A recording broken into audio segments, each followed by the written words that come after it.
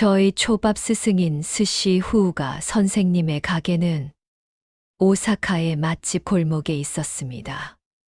일본에서 5위 안에 드는 명성을 가졌지요. 내 타인 생선은 바뀌어도 밥은 절대 바뀌지 않는다는 철학을 가진 선생님은 쌀 선택과 밥을 중요시 여겼습니다. 저도 식당을 운영하던 사람이지만 선생님의 밥에 대한 애정을 보면서 부끄러워질 때가 많았습니다. 그리고 집을 나오던 날이 아이들 소풍날이었던 기억이 생생했기 때문일까요? 하얀 쌀밥이 고슬고슬해질 때면 아이들 생각에 눈물이 났습니다. 제가 눈물 짓는 사이 제 딸 민지와 민선이는 더 눈물 나는 날들을 보내고 있었습니다. 같이 들어주세요. 다른 지방에서 먼 친척의 농사일을 하시던 할머니께서 올라오시기 전 언제나 집은 살얼음이었습니다. 한 살 위였던 언니와 저는 매일 밤 숨죽여 울어야 했죠. 식당 일을 하며 억척스럽게 버티던 엄마와 일용직으로 고단한 삶을 살던 아빠는 매일같이 부딪혔습니다. 아빠는 우리 자매를 끔찍이 사랑하셨지만 성격이 불같고 급하셨습니다. 식당 일로 지친 엄마의 몸짓이 조금만 더뎌도 아빠의 호통이 터져 나왔죠. 손님이 있든 없든 식당 안의 물건들은 아빠의 화풀이 대상이 되어 바닥을 뒹굴었습니다. 그러던 어느 봄날이었습니다. 학교 소풍이 있던 날이었죠. 엄마는 그 난리통 속에서도 새벽부터 정성껏 김밥을 싸주셨습니다. 친구들과 즐겁게 김밥을 나눠 먹고 집으로 돌아온 저녁, 대문 안 풍경은 평소보다 더 처참했습니다. 그리고 그 깨진 그릇 조각들 사이 어디에도 엄마는 없었습니다. 엄마가 집을 나간 것이었습니다. 엄마가 떠난 빈자리를 채운 건 술 냄새와 아빠의 흐느낌이었습니다. 아빠는 무기력하게 술에 의지하셨고 술 기운에 우리를 붙잡고 우시는 날이 많아졌습니다. 그때부터 한 살 위였던 언니는 제 언니가 아니라 엄마가 되었습니다. 제 머리를 빗겨주고 굶주린 제 배를 채워주며 언니는 자신의 유년 시절을 통째로 내던졌습니다. 그러던 어느 날 또 한 번의 비극이 우리를 덮쳤습니다. 친구들과 강가에 놀러 가셨던 아빠가 급류에 휘말리셨다는 소식이었습니다. 경찰과 구급대원들이 출동해 강물을 뒤진 지 사흘째 되던 날 아빠는 차가운 시신이 되어 돌아오셨습니다. 하루아침에 고아가 된 우리 자매에게 세상은 너무나 차갑고 매몰찼습니다. 갈 곳 없는 우리를 받아준 건 친척들이었지만 그곳은 집이 아니라 가시방석이었습니다. 이 집 저 집을 전전하며 눈칫밥을 먹어야 했던 시절, 언니는 늘 제 뒤에서 방패가 되어 주었습니다. 어느 추운 겨울밤이었습니다. 그날따라 배는 너무 고픈데 부엌에서 풍겨오는 된장찌개 냄새는 우리 차례가 아니었습니다.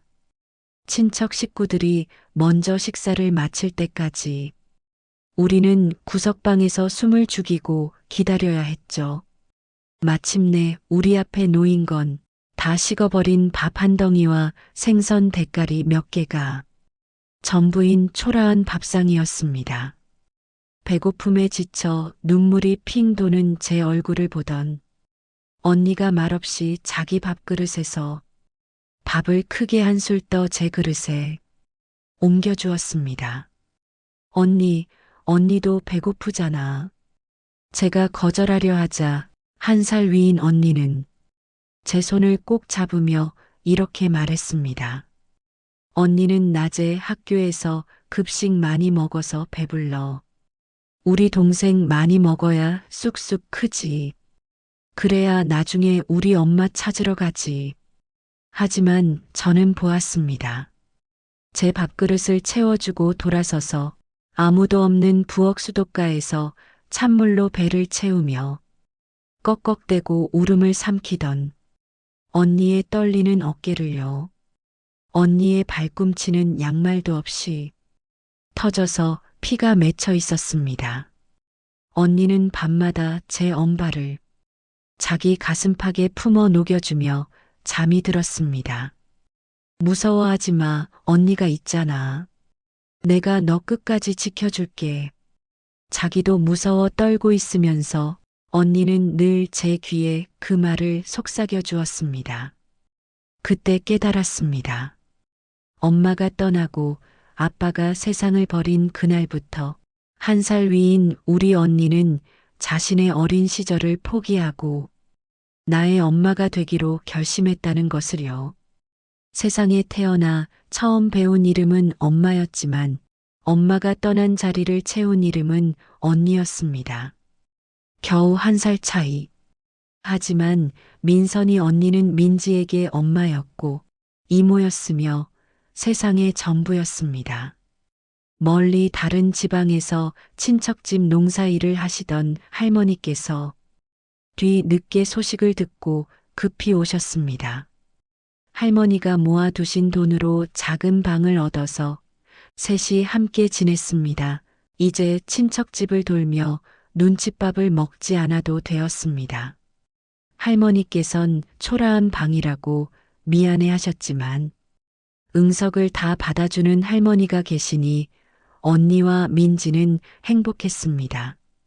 그러나 가난은 너덜너덜 찬 바람 드는 창가에 당당하게 와 있었습니다.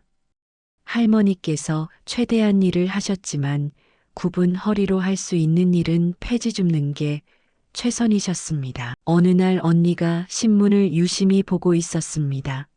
무슨 기사인지를 힐끗 민지도 보았습니다. 가발 공장에서 사람을 구하는데 먹여주고 재워주고 한 달에 15,000원의 월급을 준다는 내용이었습니다. 그 기사를 읽는 언니의 얼굴은 진지했습니다. 며칠 뒤 언니가 공장에 가겠다고 했습니다. 순간 민지는 언니 없는 세상이 두려웠습니다. 가지 말라고 했지만 언니가 애써 밝게 말했습니다.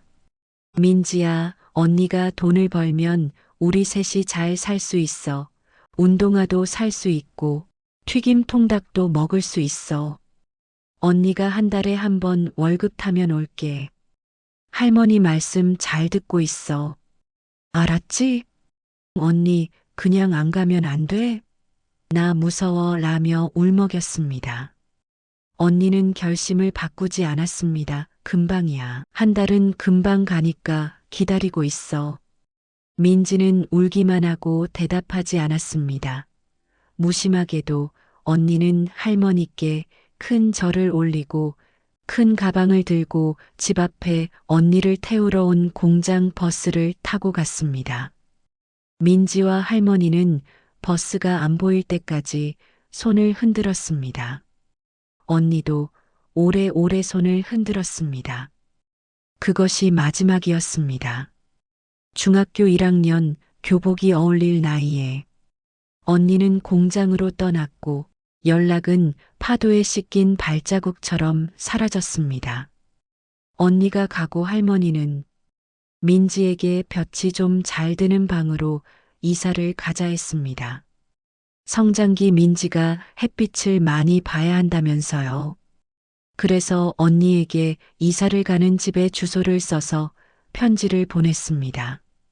그런데 이사한 뒤로 할머니와 살던 동네가 불이 나서 집들이 사라졌습니다. 그런데 언니에게서 오랫동안 연락이 오지 않았습니다. 이상했습니다. 그래서 민지가 어느 날 공장을 찾아갔습니다. 그런데 언니는 공장을 옮기고 없었습니다.